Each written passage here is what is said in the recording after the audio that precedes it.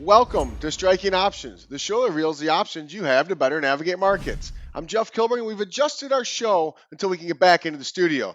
And I'm joined today by Scott Bauer. Welcome, Scott. Hey, Jeff, how are you? I'm doing great, pal. Well, we've seen tremendous fiscal, monetary, global response in recent weeks due to the COVID-19 pandemic. The visibility on these issues are really becoming clear. Therefore, the markets are reflecting some optimism. However, it's pretty important to remember, pal, that volatility goes up and down. And the current volatility is cut in half. And technically speaking, based on the bear and bull rules that we adhere to, as of yesterday, being up 25% off the bottom, we are in essence in a new bull market. So lots for this market to digest. But Scotty, is it time to put your bull hat back on in the E-mini S&P 500? Wow, I mean that's quite a summation right there, Jeff. And I don't think just yet. The rally back here, in my opinion, is a little bit too quick, just like the sell-off was. Hopefully, as you said, volatility continues to go down a little bit. The market trades maybe in a little bit more normal type of trend, and then we can reset and make that decision. Great point. So active investors want to know, after a 35% historic drop, the fastest drop ever, now we've bounced nearly 25%. Will we see this V-shaped bottom? Will we see the extension of that V go back up another 10%? Or will we see some consolidation in the tape here in the E-mini S&P 500?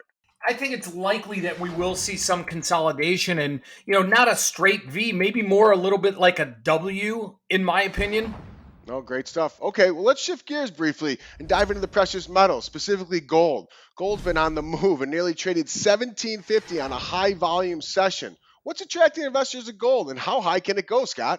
Well, when we saw a sell-off a few weeks ago in gold as the market sold off, and which is not typical, that was really people just liquidating some gold positions to cover some assets elsewhere, to cover some margin elsewhere. But now that certainly has become the safe haven trade today, and that is where people are parking a lot of investment because they don't know where the market may go from here.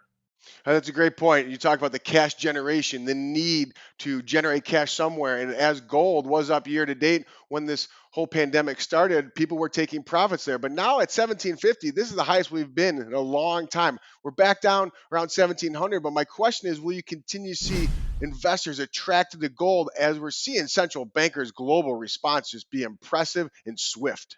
Impressive and swift, absolutely, and very coordinated as well. So we may see somewhat of a bit of a top here in gold, but nothing is out of the question at this point.